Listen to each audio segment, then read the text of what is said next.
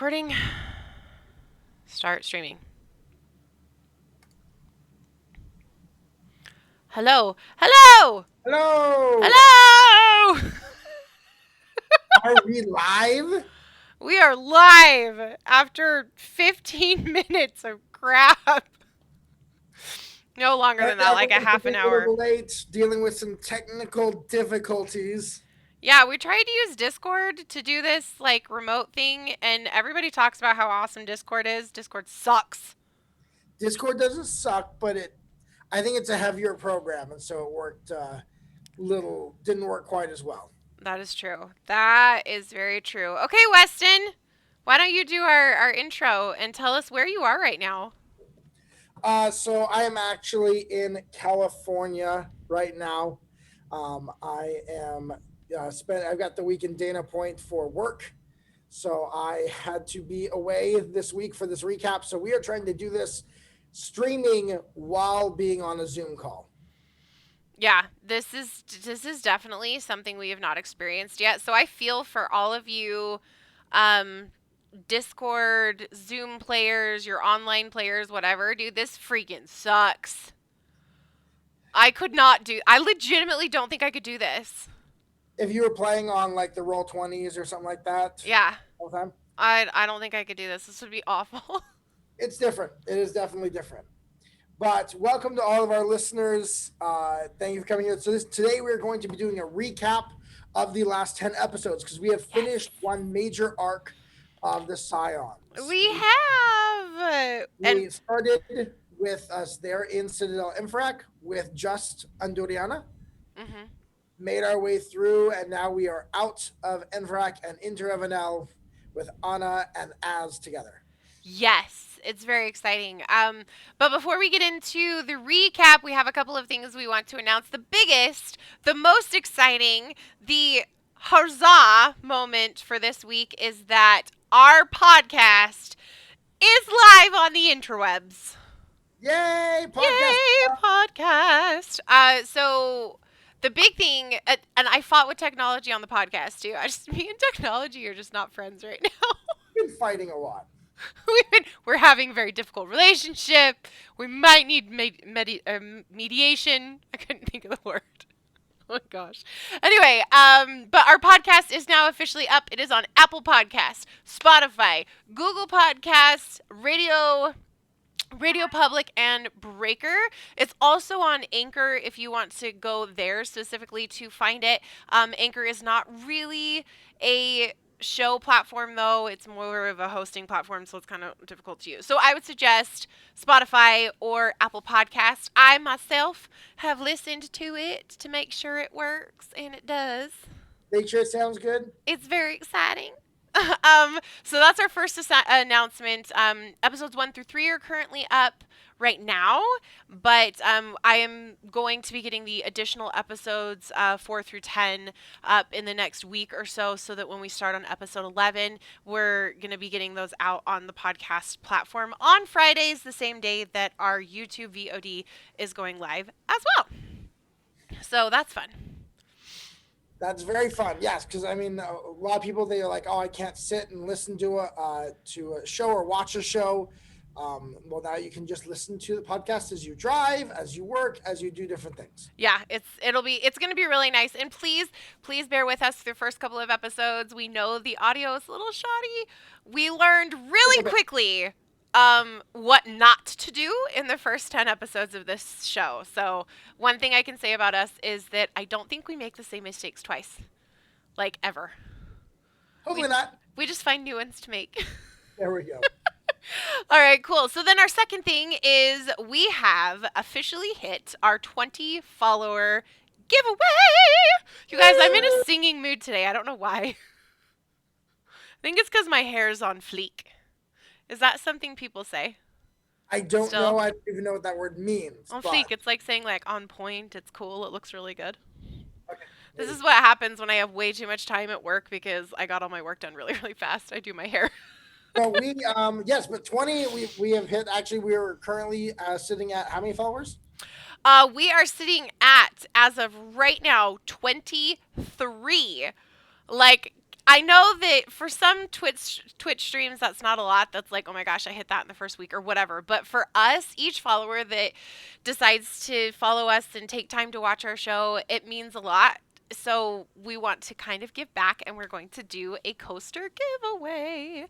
Show the coasters again. Show the coasters for any new followers who have not seen them before. These are the coasters. These are the coasters that we will be giving away. I will get close to the camera so you can see it. So it's 100% bamboo. I make this out of bamboo wood, vinyl.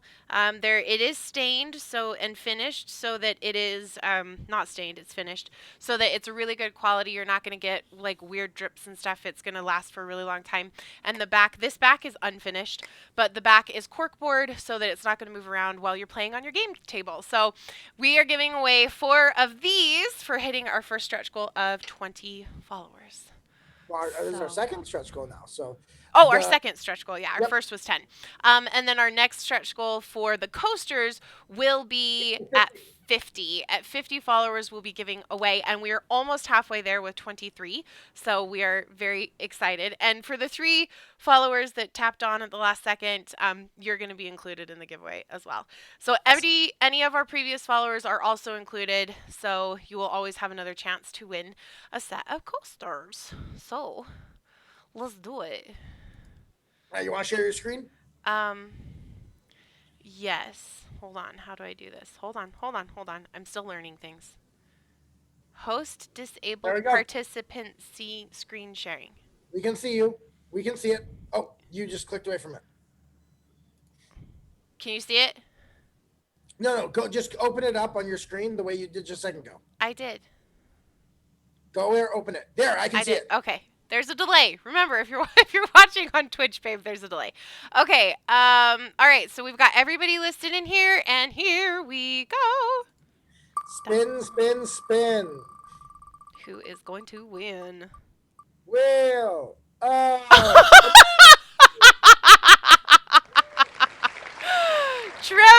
White, Jay, you are the winner of today's giveaway. The reason I'm laughing, you guys, is because I know this person really well, so this is pretty hilarious to me. So you have won the 4 coasters, and I'm going to remove your name. You are not eligible to win more than once. So we will be reaching out to you to get your contact information so we can send it to you. But that is our giveaway for today. Just really exciting. Yay! Wow, we have 9 viewers. Hi, you guys. Anyway, so that was our giveaway. So now we are going to go over kind of what our recap is for episodes 1 through 10.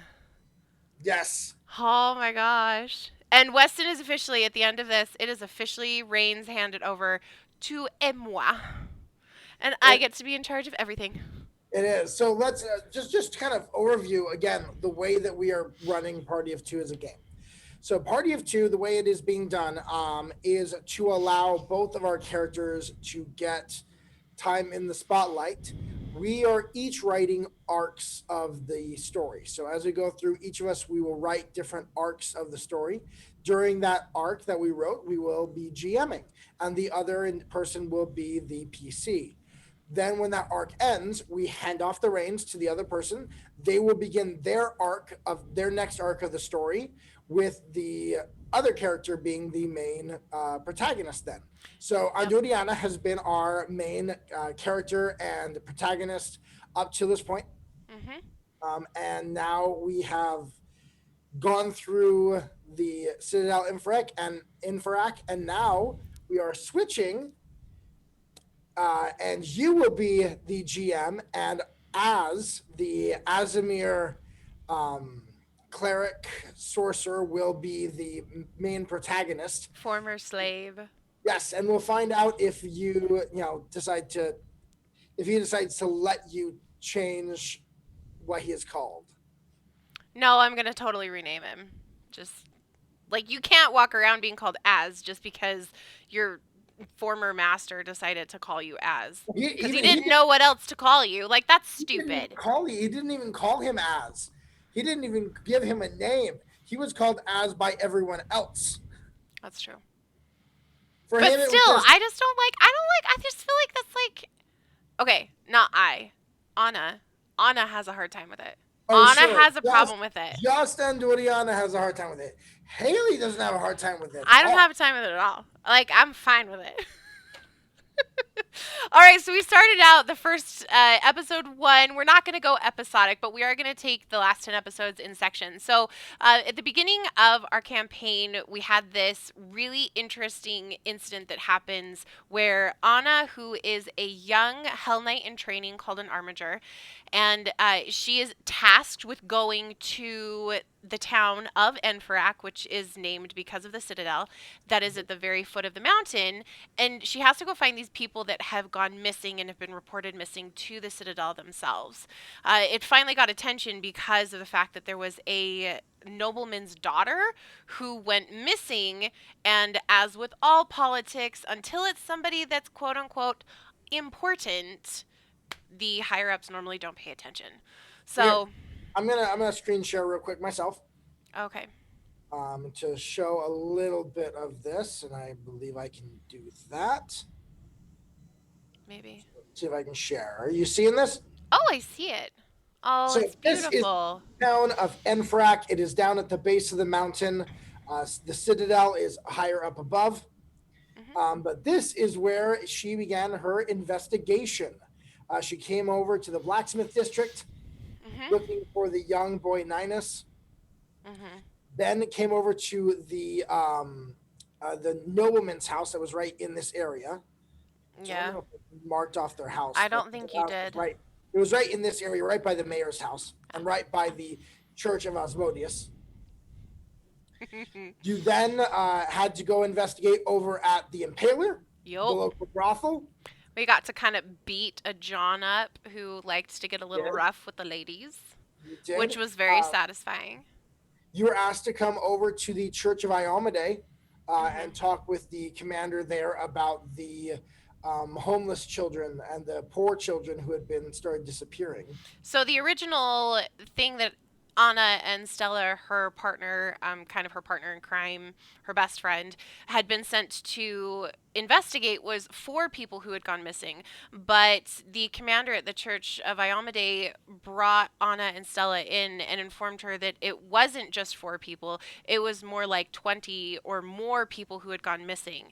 Homeless people, children who were running around town without a lot of supervision, had just suddenly up and disappeared. So it became a much bigger deal at that point. We found out from the nobleman's family and their home that the daughter was kind of a ruffian and was very much a troublemaker. Would like get She out of the was drinking, house. She was a she was drunk. drinking moonshine. Yeah, she was drinking really, really low quality alcohol because that's what she could get her hands on. She was also really young. She was about 14 years old. So it caused a kind of a ruckus, the fact that she had disappeared. However, he didn't seem all that concerned about it. Um, but it was kind of our job to go find out what was going on. There was one of the girls from the Impaler who had gone missing, which is why we went there to begin with as well. Um, Two, there were two two girls. girls. That's true. There were two girls that were last seen, and all of these people that had gone missing, including the young boy, had last been seen going southward, which is why we ended up finding the Tipsy Fiend. Yes. Which Came that's over here. south. Yep. Oh, I thought south was Nope. the other way. Okay, well that's It's south. supposed to be this way towards Revenel.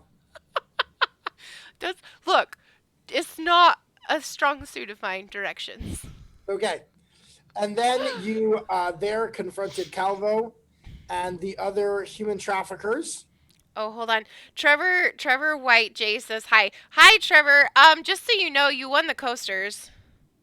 I don't know if you were here for that, but you won the coasters. So we already Anyway, got we'll get those to you soon ish. but then you, after beating up two of them, Calvo had escaped. You then tracked Mhm. him down to his mystery house. That was right down here. Mhm. They Yep, found label. We found the men that were responsible for all the people that were missing, and we tracked them down. Yes, you did. And Anna, who has a very big problem with slavery, which is kind of an issue for her considering they live in a land that is slavery is Wait, legal and it's a major part of their lives in Cheliax. And so she had a lot of problems with that. So this whole thing with kidnapping and what sounded was beginning to sound like slavery, and these people were being sold into slavery, she was very anxious to stop these individuals from escaping. And I think for the very first time in the campaign up to that point, because this was like episode 2 or 3 by now, we saw her truly get angry, and yeah, like her rage really came through, and her protectiveness of individuals who are weaker really starts to show through, and she's got a rage issue. I would like to say, which creates an impulse issue. Because she gets really angry and then she acts on that anger impulsively and does things like punch people in the face or shout out in the middle of council meetings, but that's you a should have little bit taken a later. level in barbarian. I know. I really should have. I like to Promoted smash that things. barbarian. Smash it with a hammer! Should be But Grog you, Strongjaw. in confronting Calvo and in confronting his conspirators, you discovered that all these people were being sold back to the very citadel that you'd come from. Yeah, and that was a bomb that was dropped, and it was dropped at the very end of the episode, and it was like, what? Like I went back and I watched that again, and I was like, my entire everything freezes, and I like barely move my eyes to look at you when you dropped that bomb on me, and I was like, what did you just say? Yep. Like Sold that right was back. really overwhelming for me to think that the Citadel was where these people were getting sent back to. And I had initially thought that maybe it was something like they were being used as experiments, but I never thought they would be used as experiments for the Citadel. And for what they were, like Yeah. the experiments that were being done.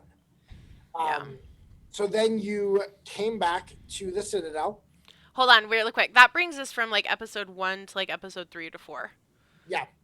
Just so you can kind of keep up with the timeline. With that, we did meet a Dustwalker who may or may not make an appearance later on. And Wes, do you want to explain what a Dustwalker is? A Duskwalker is actually a very interesting thing, especially considering that we find out through this first arc that Anduriana worships Pharasma, who is the goddess of death. Not in the traditional kind of Grim Reaper sense, but more in the aspect that when someone dies, they are judged by Pharasma and then sent off to their eternal place. Yeah, Pharasma is truly neutral.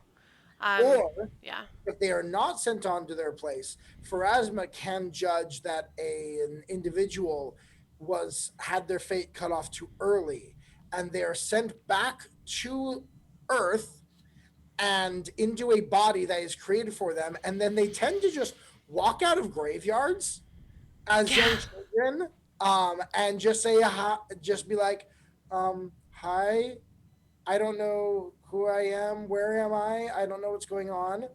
As they get older, they will remember a lot of times things from their past lives. Hmm. But it's just Pharasma decides, oh, you weren't quite done yet. Body. Yeah, and it's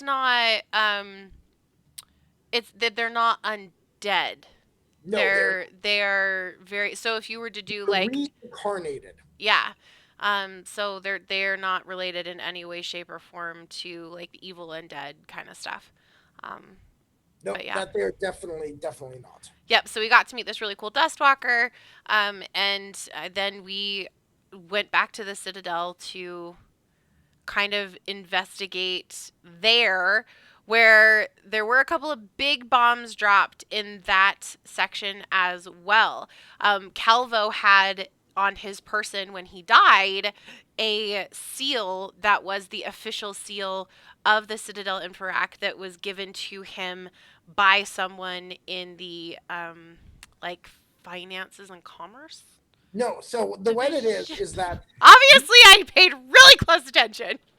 these seals are given out to individuals who are considered to have be given special permission by someone within the citadel to transport goods into the Citadel without search and seizure.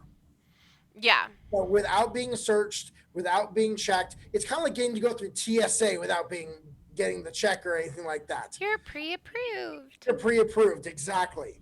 Yeah. And so Calvo had been given this seal as pre-approved for anything that he delivered. So Yeah, he and would we go straight through the customs office without having any of his wares investigated. Yeah, and we had also discovered a cart that had a false bottom to it.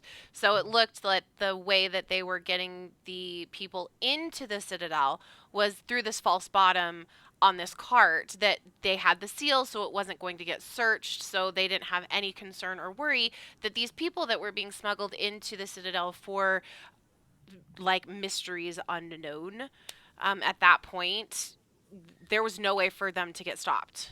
Yep, and the way that they talked about, okay, well, they get it into there, but then how did they get the people down? Well, generally what happened is that there in the commerce area, there was an area with a teleportation circle that you could then take the goods into and then have them transported to the appropriate floor that they went to. And Citadel Enferac was built on a long dormant volcano, and it was built down into the volcano itself. So when you'd come in on the first level, you would then have to go down 10 levels, up to 10 levels, depending on where you needed to go in the Citadel. So it would have been really difficult for them to smuggle these people in and then hide them Yeah, without this teleportation. teleportation. Yeah, let me That. talk a little bit about the build of Citadel Infrac. This is completely homebrewed, by the way. There Yes. isn't a whole lot that is given in official Pathfinder stuff about the Citadel or the Citadels and stuff like that. There's some. They had the idea that at the bottom there was this Hellgate, which there is a Hellgate at the bottom of Citadel Enfrac, but that's all it gave. And I was like, well, what if there was like an opening above it, like from a dead volcano? And so you should see here, this was the first floor. This is where we spent a lot of time. Over here was the barracks where Anna and Stella would be at. Yep, and all of our fellow Armingers were there as well. There's the captain's offices in her room. The lieutenant's offices were right there. Here's where you have the quartermasters right here. Tiber. Tiber was there. Mm-hmm. But you come in through an opening in the side of the mountain through a long corridor there. So it's extremely defensible. Mm-hmm. And then here in the middle is this opening that just goes down all the way to the bottom floor. Yeah, and Anna would call it the pit of despair. Yes. Every time she would walk by it, it was like, and we step around the pit of despair. And the idea behind this was that they could then summon large fiends or groups of fiends through the Hellgate and then just have them fly up through this hole to whatever floor of the Citadel needed defense. So if you were trying to attack the Citadel, you have to come and crowd into this opening here, which is easily defended by very few number of guards. And then on top of that, you're going to have swarms of demons and devils flying up through this hole to then attack you. Yeah. Very, very defensible position. It's one of the few, I guess not few, but it's a very well defendable citadel, and it's from everything that I was able to read too in the official Pathfinder lore, this citadel had never been taken. During any of the wars or the civil war between Ravenel and whatnot, and it's right on the border on the mountain lands, so Yep. it's And really so it's pretty cool. this idea of the hole that leads down to that bottom floor where the Hellgate is, that was homebrewed, but I thought it just like, if I was going to make this even more defensible, what would I do? And it's like right there, I'd put it to where I can summon anything I want on any floor and then send everything at the opposing force at a moment's notice by just having a whole bunch of pit fiends fly up through this and start attacking. Mm-hmm. And because there's summoning circles on almost every level besides the first level, it would be very easy for signifiers to go in and summon demons and devils and whatnot at like every single floor. Because you can imagine you're an invading army. I don't know how we got stuck on this, but you're an invading army. You're trying to take this place. Look at all the summoning circles. Like, you're screwed, man. Like, there's no freaking way. This is And the third floor. The third floor, you notice, it is a bunch of rooms with just summoning circles. mhm. Second floor has got a couple. This is where the signifiers were in training. These This are, is where yeah, these are also the classrooms and stuff. we are. Here, right here, is Bruce's office. Bruce, Brutus, not Bruce. So, Bruce is the name of my Cane Corso. yes, this is. I said Brutus. I said Brutus. So this is extremely defensible, and this is where you were at, and this is where it was like, okay, this is so the way that they would get these slaves down on those deeper levels is they have ways to teleport it directly down to that floor, so it bypasses every other one above it. Mhm. So once we got back to the Citadel and really started investigating this, that's when the can of worms really opened. That was when those who were involved in the smuggling ring began to take notice of what was happening, and there was an assassination attempt made on Anna and Stella after they came back to the Citadel. They had gone to the captain, told the captain what was going on. They then went to Brutus and told Brutus what they had found. And Anna, being very untrusting, she is not a trusting individual. She really didn't want to give anything to Brutus, and she didn't want to give things to the captain. But she was kind of coerced into doing so. Because they're a lot more powerful than she is. Yeah, they are. Their weapons were taken away from them, from Stella and Anna. Tiber, the quartermaster, came to them and said, "You know, like, I don't know what happened. I don't know who you pissed off, but you need to give me all of your weapons right now."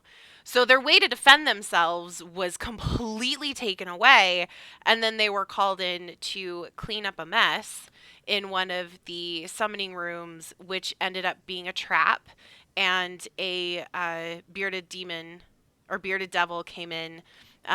It looked like the summon was a triggered summoning. So like they stepped over the threshold of the door, touched the summoning circle, it triggered, and In fourth. yeah, and then a bearded demon, a devil, bearded. The thing that like made me like Level. it like took me out like 3 times. Well, and that's why I wanted to use that in that session. You had just leveled up. I was Mhm. confident in your ability to beat it at this point. Aw, really? And so I thought that would be a triumphant moment for Anna. This devil had, I mean, in 0 sessions, we had you fight one of those. And I In zero, freaking like it took me out. it took And you it out took first me out episode. first episode and I woke up in freaking Leto's lap. Yes, you And did. for those of you who have not seen episode 1, go back and watch that because that whole sequence is actually really funny.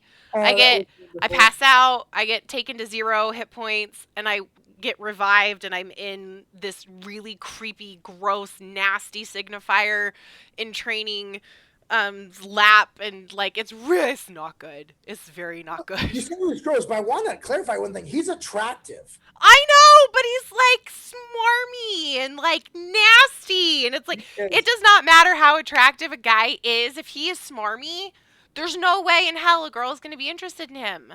Well, and one funny thing is, I did not design that character to go beyond first episode. Well, that's He the was cool thing about being a DM or a GM. The story kind of writes itself. he was a Um, throwaway. I needed to give you one more person in your fight, I know. and I thought that you should be practicing fighting with signifiers. So I just threw them together as someone to be there in the combat encounter. And he was But horrible. And you made him horrible. it connected so well that I was like, I this is like it's not the villain because there's the villain, No, he's not. He's not the but, villain. but there's that interpersonal character. You know, it's like in the if it was a high school movie, there'd be the main thing, but then there'd be that bully that just needs to get dealt with on the side. That's Leto. I was thinking Mean Girls. Like, Yes, he's like Regina George slightly. yeah. Really Um, attractive, total horrible. Yeah. but you then that didn't work. That attempt to kill you did not work. No, Stella and I both We took down the bearded devil and went straight to Captain Trianis to let her know what had happened, and it became very apparent that we were in a lot of trouble. Yeah. Like It, we needed to do something needed to happen, and the council meeting was coming in just a few days where we would be able to gather evidence and then present it to the council to let them know, like, hey, this is the law. Kidnapping and like doing science experiments on people is against the law. So like we were going to present it as a case for the law, but we needed evidence. yep. And we needed to stay alive while we did it. And you brought in then Brutus. I mean, not Brutus, but yeah, Yeah, Brutus. Brutus. Let me real quick show the picture of Brutus. That's Brutus. This is the image that I have for Brutus. It's a skinny Dumbledore. Brutus, however, unlike most people would think with Hell Knights, he does not worship Asmodeus. No, he does not. He does not. I'm forgetting the deity that he worships. But He had a deity that he worshipped? he does actually. Oh, Um, never he's came not a up. cleric. He is a wizard, but he does actually worship. Though it's the god of commerce, and he's the god that holds the treasure vault Is he for. one of the main 12? Because I just happen to have my Pathfinder book right here. Like I He could go is. look it up. He is. All right. He's actually the first one that generally shows up. So his name does begin with an A. Agamemnon. No, I'm just kidding. That's Greek generally mythology. Sorry. not quite. No, but But so we do go to Brutus. he is neutral. So he is neutral. He is Mm-hmm. not evil at all. He is neutral, but he is lawful. So he Mm-hmm. does believe in keeping the law, and so he was Oh, Abadar. Abadar. Yes. Mm-hmm. So he believes in his numbers, and he's the council member over commerce. And so he would be aware of anyone given those seals to get through the commerce office. Mm-hmm. So And if so you were able to track down exactly where it came from. we couldn't track down who was given, like who's the one that did it, but we were able to track down which office gave it. And so we were able to figure out that it was the science division that had been given that seal, and that seal was then given to our bad guys. Well, it was signed for by because you can only give those out if you're a council member. Oh yeah. Oh yeah. You guys, So I take really good notes. it was you knew that It it was was Kuth Baldwin, Waldwin. who is the head of the science division. No. He is a bleachling gnome, which, to give you an idea, the bleaching is a process that happens to gnomes as they get older. They begin to lose interest, they get bored, and they literally die of boredom. Yeah. Gnomes don't die of old age, gnomes die of boredom.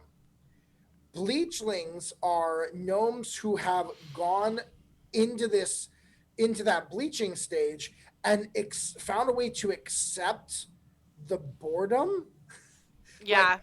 they found a way to accept this loss of emotion, but generally they survive by throwing themselves into their intellect and into a cause Hmm. and into some mode that allows them to push through the bleaching and stay alive. Yeah. No one knows how old he is. That's brought up a couple of times. No one knows his age. He showed up one day to the Citadel saying that he wanted to join the Hell Knights. And then they summoned up, you've got to defeat a demon to be one of them. They summon up some lesser demon for him to fight. He then summons up a pit fiend uh, kind of shows everyone real quick, I'm more powerful than most of you here. Yeah, I mean, talk about a freaking, and I think that should have given me a clue to how he would react when called on the carpet, is the fact that his first encounter of a show of force was to summon something bigger and badder and more intense. And not because not only would that have then killed the other demons very easily, but it also would have it would have solidified his place as a signifier, as somebody who is not to be dealt with. So it didn't just get him in, it got him in and put to the highest levels of the Hell Knight Order within the Citadel Enferac because of what he did. So he doesn't just, like, he plays for keeps, Yeah. essentially. Like, if he's going to do something, he will do it all the way. He's not going to do it halfway. So I think that should have given me a little bit more of a clue It if I should had have. really thought about it. But the Yeah. thing is, Anna's not a thinker. She's a doer. Mhm. She's a, you Yeah. piss me off, I'm going to punch you in the face, which So she does you then often. proceeded to break into the science facility. But We, first, before we did that, Stella and I were sent for safekeeping to the medic bay where we meet, da da da da, Weston's PC as, or as, Asmir, because he as. doesn't have a name. he I'm was not going to let that go. he was referred to like just like slaves were back, in early United States. They just call him boy. Mm-hmm. They would just refer to that. For him, it was okay. You're the only Aasimar around here, so it's Aasimar. Come here, Mm-hmm. Aasimar. Do this. And then for those who knew him, it just got shortened to Az. Yeah, so all the halfling slaves that he spent a lot of time around would just call him as, who did end up becoming more familial with him than Yes. anyone else. So we go to the medic We did, bay. we did forget one fairly important thing. While you were doing your investigation, you did happen to run into some members of the Bellflower Network. Oh, I can't believe we almost forgot that. Yes. So at the theater, when we were going to investigate the missing case of a halfling slave, which is where you really start to see Andoriana's unbelievable hatred for It slavery. came out strong. Like I wrote this whole thing in with that there's slavery, and my character was a slave. There's human trafficking. I did not know that your character was going to like go freaking Well, out. and we haven't touched on why yet. No, Like in the campaign, we haven't touched on why. no. So if you But are going, watching this, you will want to continue to watch to find out what happened in her but yeah, past. you were tracking down, and in that you find out that that halfling slave did not get kidnapped, but instead had escaped with the help of the rest of the Bellflower Network. Which is the Underground Railroad Yes. for halfling slaves, specifically within Cheliax. Yep. And we got to meet one of the head honchos of the Bellflower Network, Farmer Magdalene, Yes. and she Which listened to Anna enough to trust her to say, "You're not going to last long here when you're ready to get out." Because, like, you can't be a Hell Knight and not be okay with slavery to the level that she is not okay with slavery. here's the thing with Hell Knights and slavery. Hell Knights believe that everyone technically should be a slave. Yeah. That They have higher. the Loki, kind of have the Loki mentality.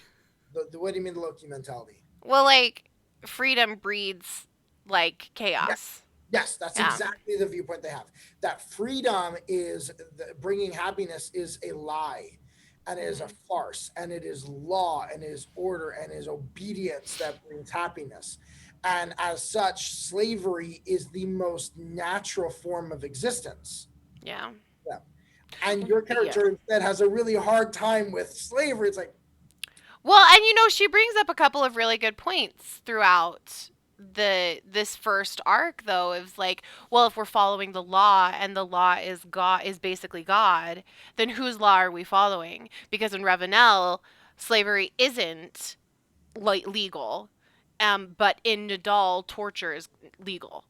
So exactly. like how do we reconcile whose law are we following, and do we follow the law of the land or do we follow a higher law? So there's some really interesting conversations that happened in this first arc dealing with slavery, and I have a feeling those conversations are going to continue, just considering who Anna is and who Az is, and some of the people I had planning on us meeting. But actually, if you're interested, Farmer Magdalene is actually in the Lost Omens Legends book. Yeah, there's a whole section on her and on the Bellflower Network.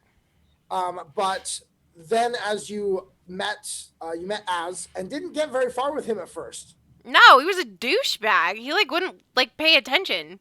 Well, he's not. I mean, he's trying to stay under the radar, and you're like trying to bring attention to him. Like, Well, no, hey, she okay, let me clarify something here.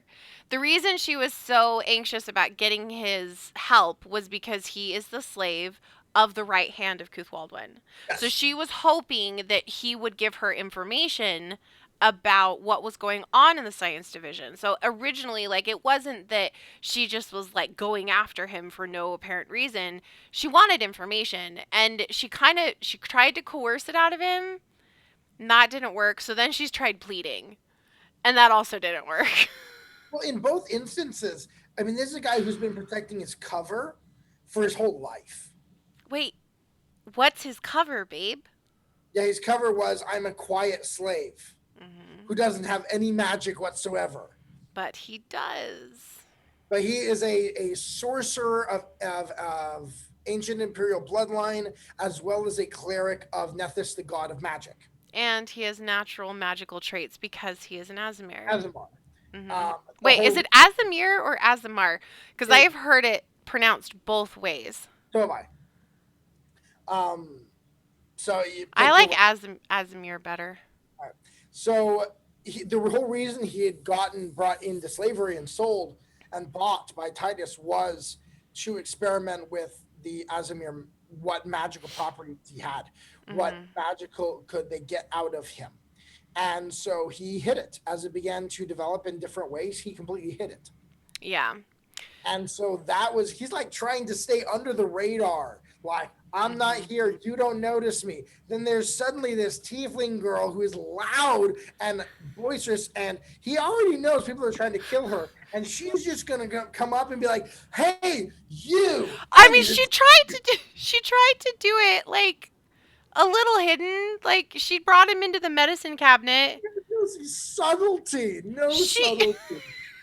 look. She wasn't brought into the Hell Knight Order for her subtlety. It was for her Well, power and because she's a also, really freaking good fighter. to give you another aspect of this that you probably haven't thought of, Asimirs are meant to look like the perfect embodiment of their race. Well, she's Do you kind of think, like asexual at this point. Like it's the first time a girl has tried to trap him in a closet? it's not. I get that. But like not for that reason cuz Yeah, the he thing doesn't with know that. He the, doesn't know that. He's like, oh crap, great. the thing though is like Anna I've just got halflings I'm trying to get out of here. We've got slaves disappearing, and I've got this girl, and she's trying to trap me in a closet. well, yeah, but like not for that reason. She's like not interested in that at Again, all right he doesn't now. know any. He doesn't know any of this. So Anyway, he so she tries to coerce him. That doesn't work. She standoffish. tries to plead for him to help her. That also doesn't work. So then the next morning, she goes to the library and does what Farmer Magdalene told her, which was to go find the book in Defense of Tyranny and draw a blue flower in the back of it. And then this cute little halfling shows up. I actually don't know if he's cute. You didn't describe him, but He wasn't cute. He was cute. an older guy. I'm gonna go with cute. Cute little halfling You comes think, up. you think this is Bilbo Baggins, Bilbo Baggins. right? Older, not Not I Hobbit one, Lord of the Rings one. Lord Lord of the Rings, like after he'd gone to Rivendell. Not quite. Maybe Not before. that old. So Not this that was old. his 11th birthday. Yes, 11th Yes, first you guys, birthday. we are super nerds. Just so you know. The only reason But they're called halflings is because when they in original Dungeons and Dragons, when they tried to call them hobbits, they they got got sued by the sued. Tolkien estate. So that's the only reason that they're called halflings. Yeah, in case you didn't know that. Freaking Tolkien estate. So Anyway, he, we might get cut off here in a minute, just so everybody knows you are limited on we are limited on time. So we're um, gonna zoom through this last little bit in case we but drop you off. made contact and discovered that the actual Bellflower Network agent was Az himself. Which was quite shocking. This whole time he's been working as agent of the Bellflower Network, getting halflings out of Cheliax. Yeah, and it's been very like it was a very scary thing for him to have someone like her show up, but he could use her, which is why he trusted her to begin with. So they sneak down together into the science division and end up finding out what is going on. And what's happening is the people who have been kidnapped are being used as essentially batteries. Their souls are being sucked from their bodies and they're being put into crystals that are being used to power automatons, Yes. an entire army of automatons. Truth Waldwin tells it a lot more in the episode where we have in the council meeting. But you asked that question earlier on. Well, whose law do we go for? And so Truth Waldwin's answer to that is we need to be a law unto ourselves. And we, in order to do that, we need to possess the power that the gods themselves have. Yeah. And hell, the way that hell builds its armies with a soul forge, where it takes the souls and forges them into demons. So he takes souls and forges them into automatons, into clockwork soldiers, into, I'm sure later on, different types of golems and things like that. And that is his answer to your question, is His that law. we need to get to a point where we are big enough that we decide that law, because we are the protectors of order, and we can trust no one else to do that job. Yeah. And he through this um discovery, we see a moment with Anna that is quite impactful for her as she has become through the course of this beginning arc become closer and closer to her god Pharasma, uh, and she's been kind of tasked through having a dream to stop what's going on, and she's in the room and she can see the instruments that are being used to do this, and she's so close to she could just destroy them, but Az stops her, and that was very difficult. It was logical. It was the right thing to do, but it was still probably one of the hardest things that she's ever had to handle in that moment. And role playing that was really interesting too because I got really emotional. Like I started to cry. And I that took me by such surprise. Like me by surprise. Anna, no. Like Anna was like right there. But I was very surprised by that moment. So, Well, yeah. and as saw it as tactically stupid. It was. Well, and it was the right choice. Like it would have been stupid for us to take all the crystals that were there that were housing the souls. Like and Well, to then try you're and running around like carrying all these crystals. It's I like, know. Well, yes. no, and she tried to burn the book that had the incantations to destroy that, and that didn't work. She rolled a freaking Which five. I rolled a I will tell 5. you that wouldn't have done jack squat. It would have made her feel better Okay. in the moment. Anyway, so we get out of the Citadel and or not the Citadel, excuse me, the Science Division, and we have the evidence. We go to, I go to Captain Trianus with a promise, or actually Brutus. I go to Brutus with a promise to Az that I will not involve him. His name will not be dropped. I will not include him in any of the story, and that was very difficult because they were asking me very pointed questions. Well, and you didn't. I wasn't subtle. I You am weren't not a subtle individual. to go and tell him, I need you. I need to tell you what happened. Let's go to Captain Strauss's office so I can tell you both at the same time. Instead, you just gush everything at him I and then forgot, okay? convince him to leave. And the whole reason that Az needed you to leave was to use a specific spell that from a scroll he had that allows him to change the text on a page, so he could remove the names and information for the halfling slaves he's going to be next be trying to sneak out of the Citadel. Yeah, no, like I understood. Like I understood why. I just forgot. Yeah. This is okay, just so you guys know, this is part of playing with somebody who has ADD really bad. Is that I become very focused on the end goal.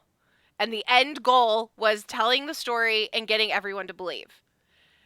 It was not the detail of get him out of the office Well, until no, afterwards, until after, and then then I remembered.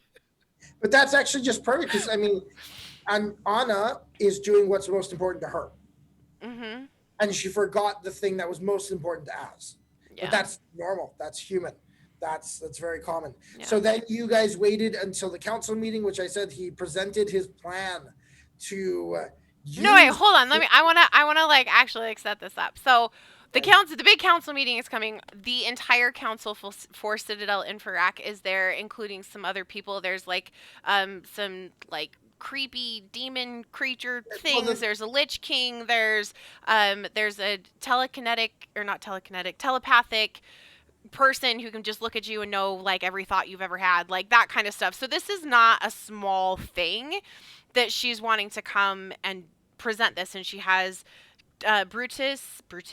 I said that weird. Brutus on her side, as well as Captain Trianus, who is agreed this is not okay, that this is happening, and she's sitting next to Captain Trianus, and they're like in the very front of the council chamber, and she had had a confrontation with Cuthwaldwin earlier that day where he pretty much said to her, "You're going to lose. It does not matter what you do, you are going to lose, and you are not even worth the time of squishing." It's more akin to the fact that to give you a little insight into Kuth Waldman on this, what he saw was the equivalent of our children when they're throwing a fit about something you're doing because they don't understand because they're just young and don't get it. Why do we have to spend Saturday Yeah. morning cleaning the house? This is so. Why do we have to do this? Why can't I just play? Yeah. You're so young. I can't even explain this really to you. But without any kind of fondness.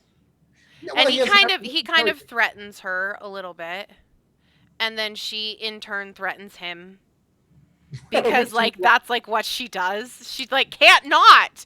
She's like, you guys, impulse control. She has a very hard time with impulse control.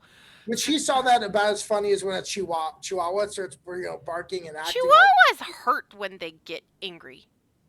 Just saying. Anyway, so that's kind of setting up for the council meeting where all of this is supposed to happen. But Cuthwaldwin, remember back when he first came, he summoned a pit fiend to kill the other demons. He does this huge demonstration of this is what I'm doing, this is how I'm doing it, and he pretty much takes all of the wind out of Anna's sails. Not pretty much, he does. And he gets the entire council on his side in about 3 minutes. Not even just council, the whole citadel. Like, this is going Yeah. out. We are going to take the souls of chaos and use them to fuel our army of order. Yeah. And That was exactly what he he said. promises the end to the demon and devil war, which if you don't know, hell and the abyss are two very different places. They have two very different types of creatures that are fighting with each other, demons and devils, and anyway. So he creates this grand thing, and Anna, remember, no impulse control. I just Zero, zero zero. impulse control. She stands up and makes a huge ruckus about like, what about the children that you have taken and like their souls, and like, you don't I think the remember peasants are gonna rise up? Do you remember that?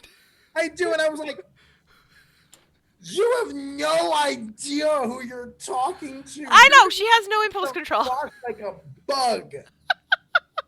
Like, I can tell you just playing those different characters, like the Lich King who's on the council was about ready to just kill you. I know, but he did just shush her throat so she couldn't talk Yeah, he anymore. just he just cast silence on you.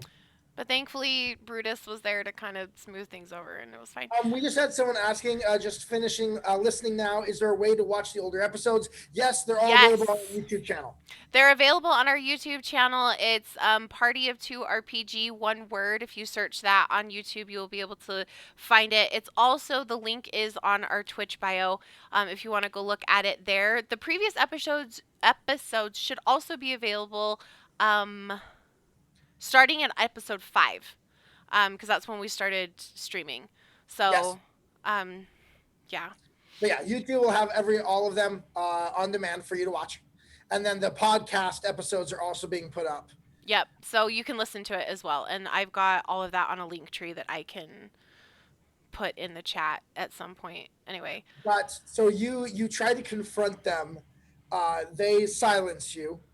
Yeah. They A little like, Yeah, it was so demoralizing for her too, because it was like this evil thing was happening and no one seemed to care. Even Captain Trionis and Brutus, who were on her side, began to see what he was saying and you agreeing because with again, it. we are Hell Knights, I and Hell know. Knights are that their whole methodology and idea is that people do not behave and people don't get better for good things. They get better Mhm. because they're scared of bad things. Yeah. So if you want to bring about a world of order, you have to be that bad thing. Yeah, and it was very heartbreaking for her. And Um I felt like in the early episodes, a lot of times people were like, the Hell Knights appeared that they weren't that bad. yeah. And then I feel like this is where in the council you began to understand who these people are and that they are willing to do horribly evil things in Yeah. order to achieve an end that they think is justified. And that is Mhm. the danger and that is the evil of the Hell Knights, is that they are willing to do whatever it takes regardless of who it hurts, as long as it brings about their idea of the order that should be brought about in the end. Yeah, the end will always justify the means for the Hell Knights. And I think that was what Anna was ignoring for a very long time. She didn't want to believe that that was who they are. And there was an entire series of events that I'm sure we'll explore a little bit later to bring her to a place where she was an armiger in the Hell Knights, in the Hell Knight Order. But she didn't want to believe that that was who they were, that that was the organization she was a part of. But this truly did break her heart, especially when it was trusted individuals like Captain Trionis and Brutus who she loved, and even Stella, who was her best friend. And It's a struggle because they do believe it and they believe that ends do justify the means. I will mhm, tell you, Captain Trionis is a really difficult one for her, because especially with his claim that they'll end the blood war, yeah, at that point that would mean that they're stepping on Osmodius's toes, and she is a devout worshiper of Osmodius. yeah, So while she's on the fence, she is going to have a hard time with his plan, because in the end, Cuthwaldwin's idea is that we become the law above all, above gods. above the gods, yeah, And that is going to be a very difficult thing for anyone who's devout like her mhm, yeah, to handle. And the idea is that this is something that we will we will be seeing again uh, throughout arcs, the repercussions and what will it mean if this is happening in the world mhm, while we do other things, but it will yeah, affect the whole world throughout mhm, yeah. this arc. Well, so we end the council meeting, and the the only option at this point is for Anna to leave. Yep. She has no choice. This was her last ditch effort to try and be okay with staying.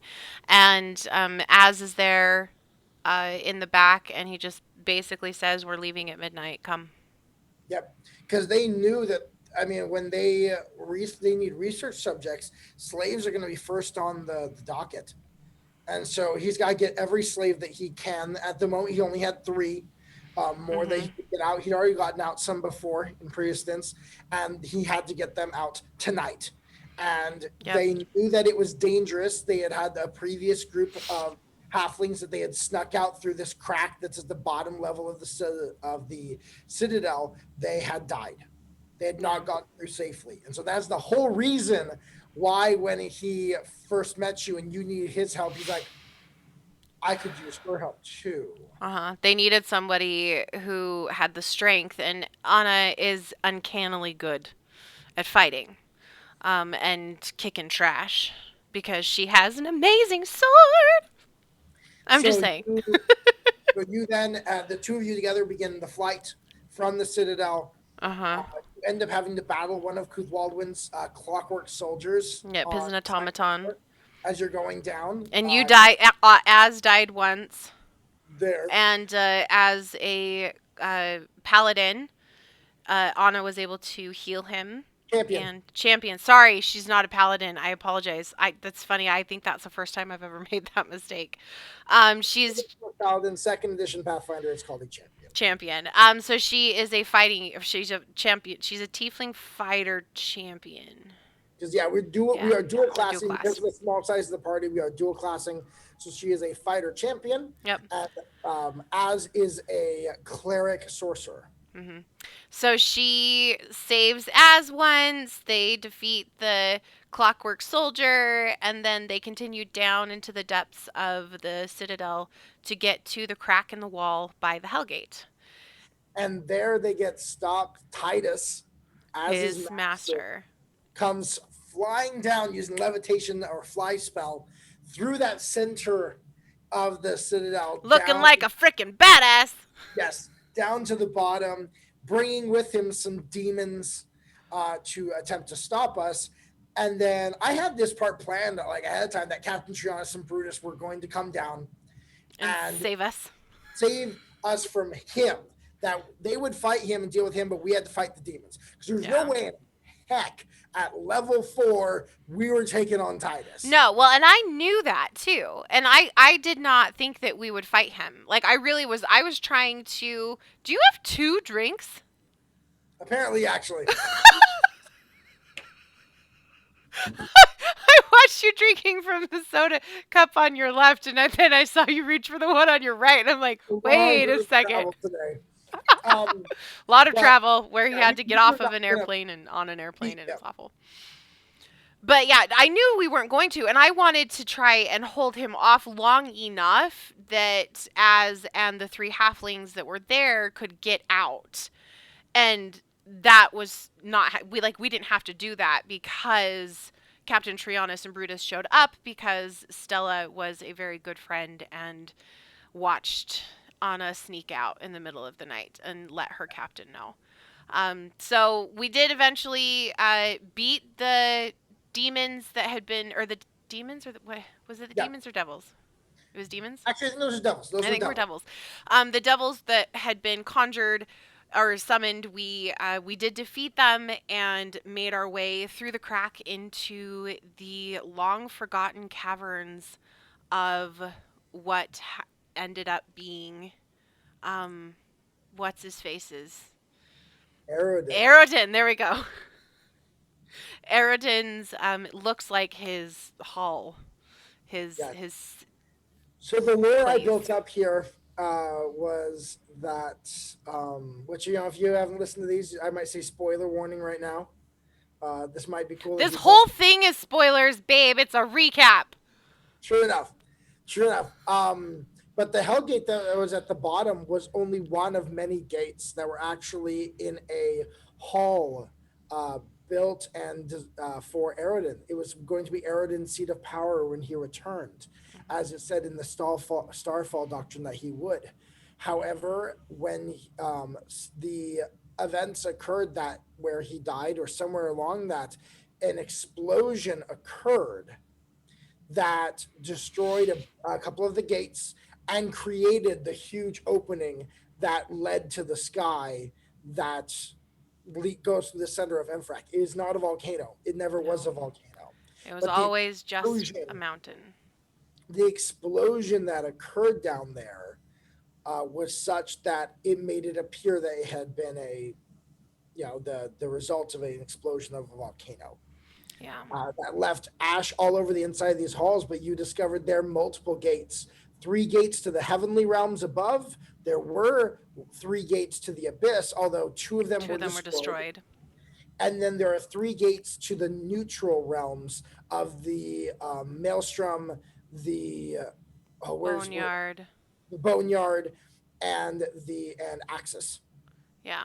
And the Boneyard was definitely one that Anna was interested in because that is where Pharasma, her seat of power is. It is. Is there. So the Aerodin there had gates to each of the realms that he could use to communicate with the gods, to do things, to travel throughout the different realms. But when his power diminished, when it disappeared. Who knows what happened to him. Mm-hmm. They all died. The magic for all of them died. and his priest that had been there went insane Mhm. and became a undead creature that Yeah. battle.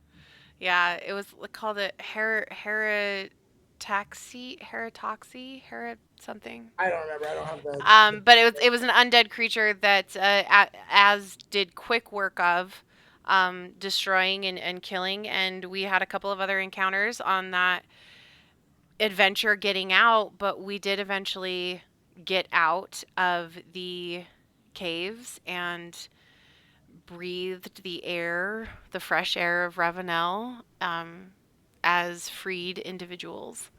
Um, which for Az is very weird. He yeah, he is going to be interesting as we get into this next arc. How he handles freedom that he has never known. he, It's he gonna be a was very weird thing for him. he was sold into slavery as an infant, so this is a new thing. So we trucked our way a little bit to a small cabin in the woods, not like the cabin in the woods, not the movie, They nothing safe like the house. movie. This is a safe house of the Bellflower Network that sits right on the border, right past the border of Cheliax into Revenel, Hmm. where they can halflings that are running can have a safe place to sit and take a breather once they get across the border. Yes, and the very last in the 11th hour, we knock on the door, and as it creaks open, we see the friendly yet unsurprised face of Farmer Magdalene. And as completely creeped you out as a imperial sorcerer. He has an ability to call on the knowledge of his predecessor Oh, yeah, I forgot about this. to become trained in a skill that he is not trained in currently. And Hmm. so I use that for survival to then track this house. And he takes on the persona of that ancestor, and his voice changed, accent changed, His and it physical freaks this man mannerisms out changed. completely. That was awful. I mean, from an RP perspective, it freaked Anna out, but it also freaked me out. I was like, "We're not suddenly going through the rest of this campaign with your voice sounding like that. I refuse." I have Anna has this beautiful, thick British accent. That she's a deep voice.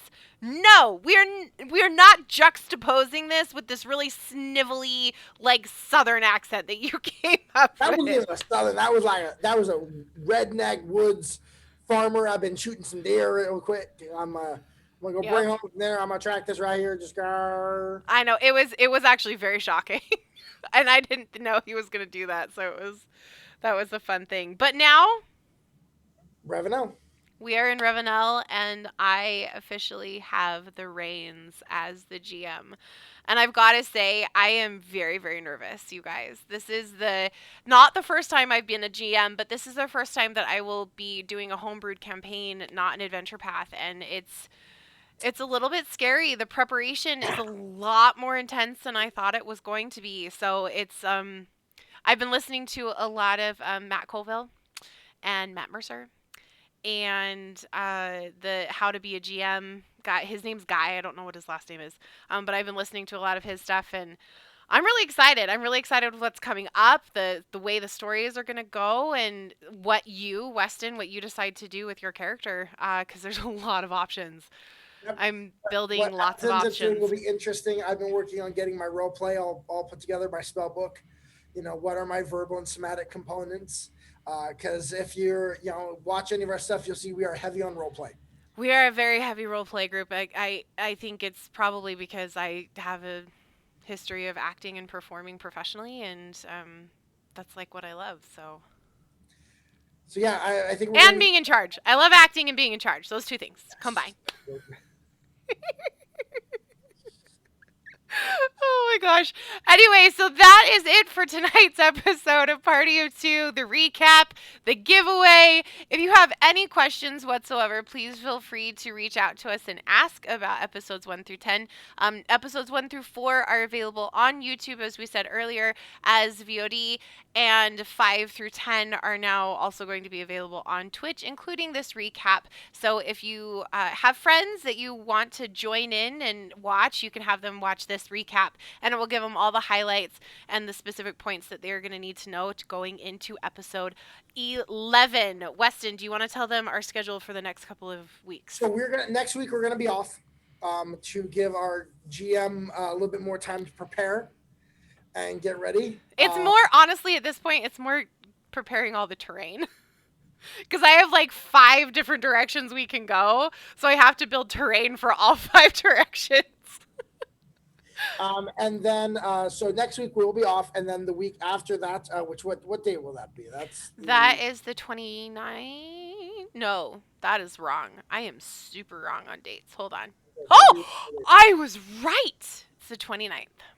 The 29th is when we will begin again with episode 11 with me as the PC and protagonist of the story, And Anduriana as support, and Hayley as our GM. And get used to this background for me for the next little while, because depending on where Az chooses to go, I might be sitting here for a very long time.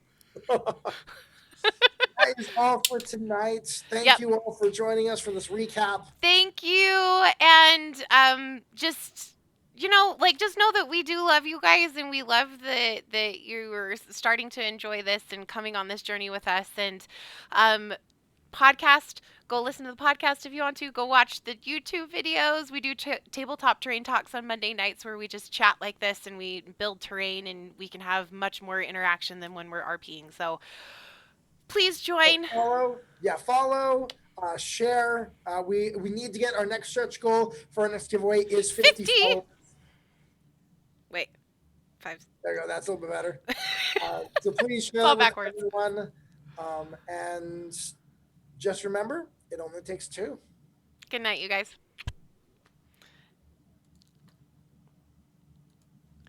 All right, we're off. We had so many people